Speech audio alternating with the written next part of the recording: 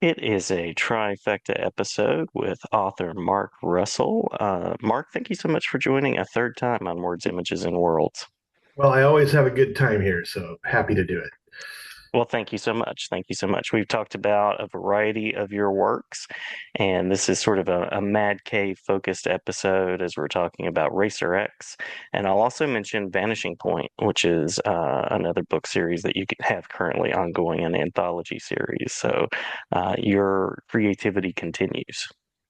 Yeah, I'll keep doing it till they make me stop. But Man Cave's been really good home for me. They've been really supportive of all the terrifying ideas I've had. Love it, love it. That's what you need in a publisher, right? The support to create those worlds. I've been a fan of Mad Cave before they started getting a lot of licensed properties and before they started expanding into that world. But they've done some great work the past few years and reclaiming some of my childhood, I feel like. And of course, Speed Racer is part of that as well. Yeah, it's rare for me when I get the chance to write a licensed property to get one that I actually had a deep connection to when I was a kid. But I Hmm. loved watching Speed Racer when I was a kid. It was on like after school because the local TV station didn't have to pay anything for the Speed Racer cartoons, so they were in heavy rotation. I think they got a really good deal on Japanese animation in general. Because there was always like Star Blazers or Speed Racer or a lot of the science fiction ones, usually about like a child who has gained control of a robot somehow. uh, Hmm. but yeah, I had a connection to Speed Racer, and my favorite character in Speed Racer was always Racer X because he was so sort of uh, mysterious and sulfurous.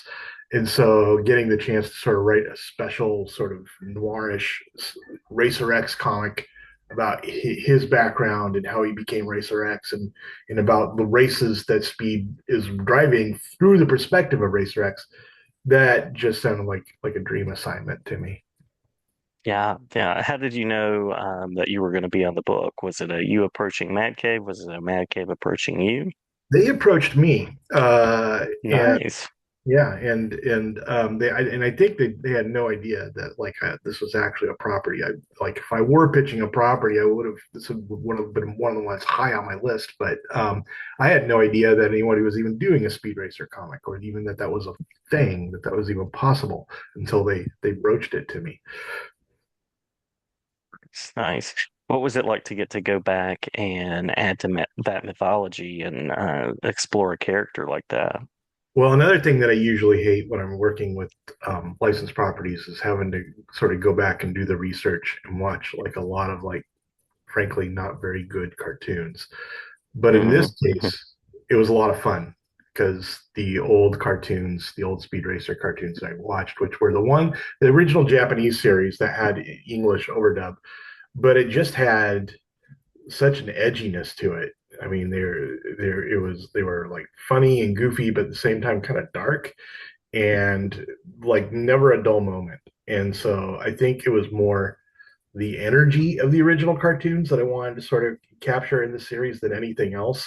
The fact that you always felt like the series itself, an episode of the series felt like a race. Like there was a lot of things happening, and you're always going back and forth between different storylines and what's going on. There's never a dull moment, and yet the characters, despite the fact that it's not really a talking head series, it's about racing.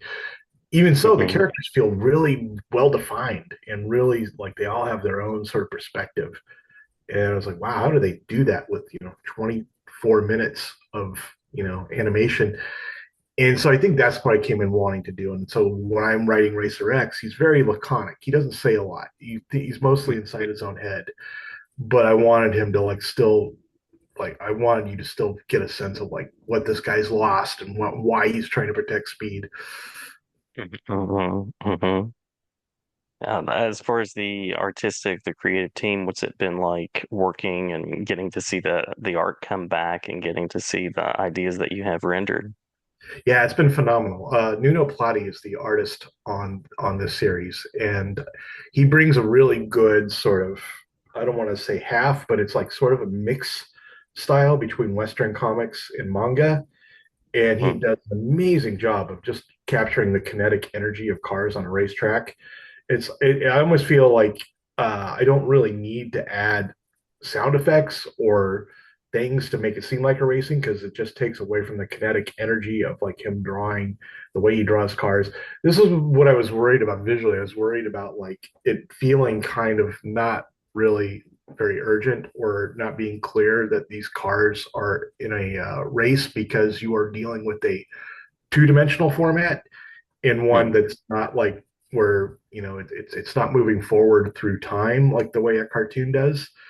And so I was worried that there'd just be two cars on the page. It wasn't really clear that they were going fast or that they're racing, and that visually it might not work as well as it does storytelling. But he does such a good job of rendering just the velocity of these cars, or the feeling that these are like sort of two Roman chariots, racing like it feels like Ben Hur, but with Mhm. cars.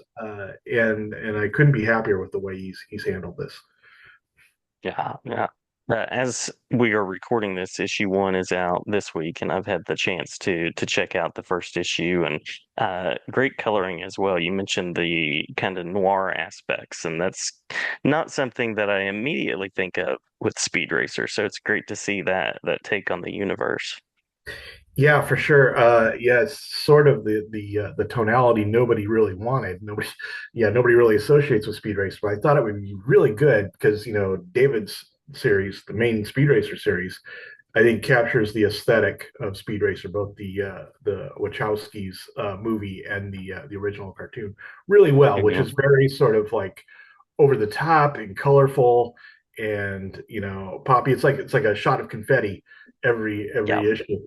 And I thought what would be a really good sort of counterbalance to that, something that would like add like a dimension, would be some shade, would be some shadow. Like there's a third dimension to these characters that you don't get to necessarily see all the time. That's why I wanted to use a lot of like sort of darker coloring and also narration on the part of Racer X, where you see what's in his Hmm. head. Like you see him in Speed interacting in David's comic, and it's very thrilling, very action oriented and page turning.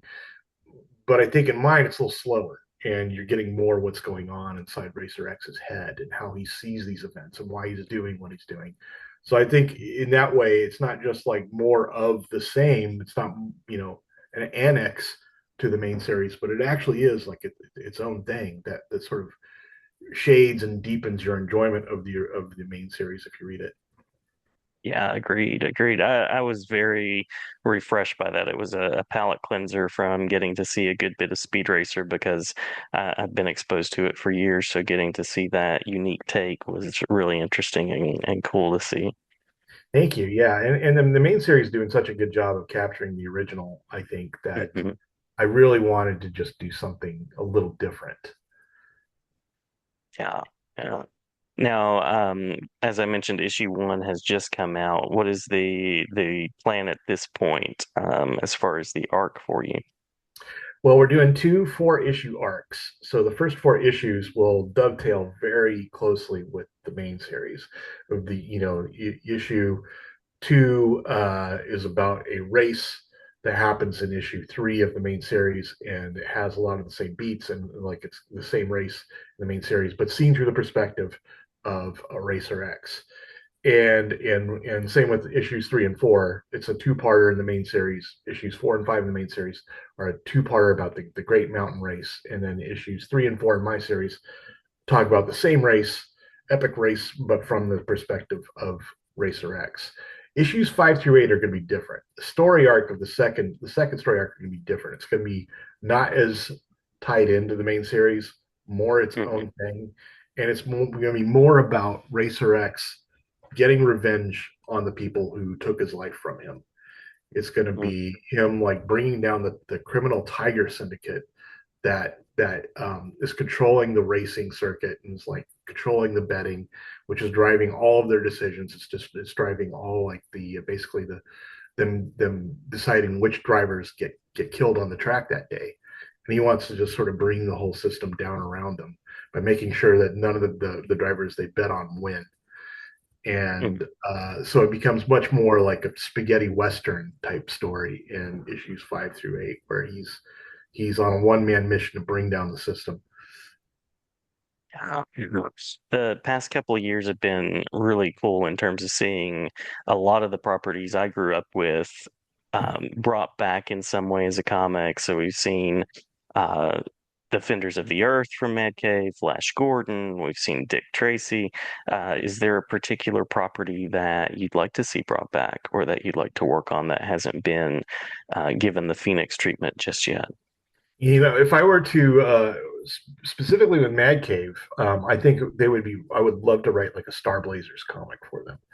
I think it's a Nice. Yeah. really interesting story, and I have a handle on the characters, and I think it's something that could have be sort of like the Racer X series, have some darkness, some existential sort of gravity to it, but also just be sort of really dazzling and fun. Yeah, definitely. I would love to see that and love to see your take on that. So from our mouths to Mad Cave's ears, Yeah. hopefully, or really So from your mouth. now I suppose Um, I have context there. I could ask for this at any point. Maybe I yeah. will. Hey, it could be a good thing. It could be a good thing. Anything that you'd like to say? I mentioned Vanishing Point. Anything on that project that you'd like to mention since we're talking the world of Mad Yes. Cave? And thanks for talking about this. I'm very proud of this series. And usually, when Hmm. you talk to a publisher and you say, I've got a science fiction anthology series, that's the point at which they hang up. That's the point at which the conversation ends. But they were very receptive to it. And it's really hard to sell an anthology series. No one really wants to publish an anthology series because the theory is that people connect with characters. They want to read like the X-Men. They want to see what Storm is doing for 300 issues. And with the Hmm. science fiction anthology, it's not so much about the characters; it's about the stories. But I wanted to write what I thought were like a series of parables for what I think is happening to the human race and what happens to us as individuals when we are forced to make choices between our souls and making a living, or between doing what we feel is right and what it takes to live in a world that doesn't care, or about what it really means to be alive. And I wanted to write these stories, sort of like if you had let me write the Twilight Zone. So they're science Hmm. fiction stories. They're each self-contained, but they're very much about the sorts of themes I like to write about generally. I'm personally a big fan of the anthology sci-fi series, so I'm glad to see you doing that, and a Yeah, the big other fan of good Twilight thing Zone. the other good thing about a sci-fi anthology series, which I'm amazed that like publishers and readers don't like this more for this reason, is you don't have if you miss issue one, it doesn't matter. You Hmm. can still pick up issue two or three or four, and it's not going to affect your ability to understand what's going on or enjoy it because you didn't read the first two or three issues. So you can jump in at any point, and then if you like it, you can go back and read you can read them out of order. It doesn't matter. So I really love the format. I'm just glad someone was willing to take a chance on it because it doesn't really scream box office gold. Yeah. And I love the stories you can explore with that too. It's very Kafka. It's really interesting and works well as an anthology. I agree. I'm very proud of it, and I feel like culturally, what we remember, I think a lot of times are the really striking short stories. I think a lot of times you write a really good short story, a story with a really sort of striking image or a good plot twist, that lives on more than like a Russian novel. In a lot Hmm. of cases where it's like 800 pages of character development and Count Orlovsky, burning letters in his fireplace. Yeah. Nothing against Russian novels. I love Tolstoy and Dostoevsky, but I feel like in a lot of ways, a good, powerful short story is just as good as any other literary medium. Yeah. Absolutely. Absolutely agreed. Have we missed any work that you want to mention before we have the where do we find things question? I have another series coming out with Mad Cave, which I can't really discuss very much because it hasn't been announced, but I'm super proud of it. I'm every time I get pages from it, I'm just sort of stunned at the amount of detail that's going in the artwork. So I will tease that it's set in World War II. Nice. Nice. Looking forward to seeing what that's all about.